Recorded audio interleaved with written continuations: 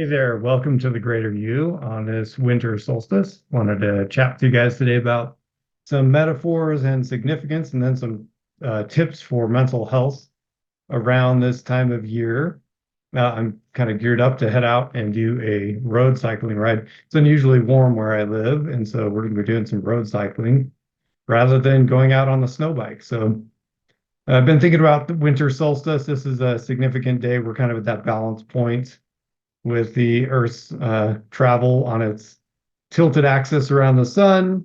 Interestingly, I've listened to all kinds of science podcasts, and what learned recently is that the planet Earth is actually closer to the sun at winter solstice than it is at summer solstice, which is kind of an interesting metaphor for being closer to the light that gives us life, which is our sun, right? Kind of interesting. And because of the cant of the planet, we do have seasons, and we do have winter and summer solstice and equinox and fall and spring. So for us, we dive into all kinds of stuff in life coaching. We love all forms of wellness. We have our 7 areas of wellness that we've done multiple videos on, and we'll continue to talk to all of you about. So we're like one part scientists, one part coaches and counselors, and maybe even one part tree hugging hippies. I don't know. We do it all at the Greater You, but we just love to share any sort of light with people that will help them.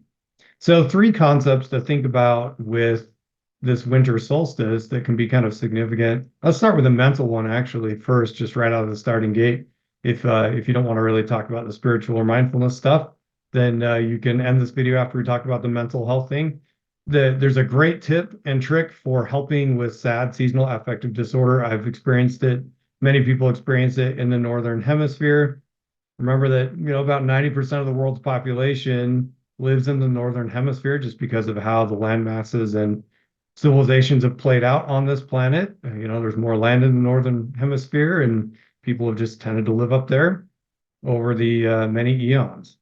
So most people experience, winter in the Northern Hemisphere at the same time versus our warm and sunny Southern Hemisphere during the winter of the North, which, maybe we should all just be down in Patagonia or something like that right now. Probably be a really good idea. I'll meet you there. But for the mental health of us Northerners, I think the thing to think about here is that you're at the balance point today. You've made it this far. You've maybe been struggling with some of that seasonal affective, the seasonal blues or whatever, of having, progressively shorter amounts of light during the day. Well, you're at the tipping point.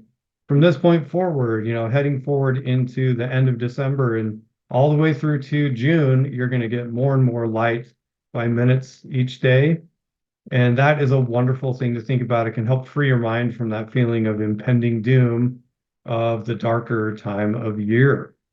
So as far as mental health goes, remind yourself that you made it this far, and you will start getting more of that light, and you will eventually progressively get warmer days. Spring is around the corner from winter. After every single winter, there comes a spring, and then after every spring comes summer. So you can play some mind games with yourself a little bit to trick your mind, or even just really show your mind that, hey, you don't need to be so worried about these darker, colder days because they are temporary. There's that wonderful concept that the East has taught us called impermanence, which is that if something sucks, just wait a few minutes and it'll be done. All things pass, right? So, the darker day will pass too. Now, the mindfulness, we'll hit that one next. The mindfulness thing is to think about the balance between light and darkness. This is the kind of like yin and yang principle that's huge. You find that in Taoism and other types of philosophies. Balance is huge. Today can be a day for reflection, meditation, and pondering on the balance of things in your life. How is your balance? What can you do to improve the balance in your life? This is a time where, a lot of people are getting with family and friends and stuff, and kind of wrapping up work for the year. A lot of people take a good chunk of time off around these different holidays that we have in December. And so because of that, it's a time for reflection on the balance of things, and to also begin to prepare yourself with some much needed rest to get ready for the fresh start, which is 2024, just around the corner. So you can look at it that way too, and it can become an exercise in mindfulness, balance, and renewal. Now, the spiritual cannot be ignored for multiple different people. There's a lot of Christians and people that celebrate Christmas. And, for those folks, it's not a coincidence that we're celebrating the birth of the Savior or Jesus there, right here when the light is returning. There's no way that's a coincidence, right? From my own studies, his birth was probably more in the spring, April or something like that, from what I've heard. But the celebration here is just days after light begins to return to the planet. Think about that metaphor. That is significant. For, our Jewish friends, they celebrate Hanukkah in the beginning of December. During the darkest time, they are lighting these candles and bringing light. And the story of the menorah is a really cool story that is faith promoting and light promoting. So that's another way to think about it. And we at the Greater You, we do not we love all world religions and philosophies and ideas. We're like, hey, if it's light and it's good and it's helping people, bring it. We love all of it. So finding a way in your own faith traditions and your own spiritual traditions to consider light and the power of light in your life. Spiritual light is hope. It is peace. It is that thing that brings, that warm, toasty fire in your core. It can be something like a good hug from a loved one, right?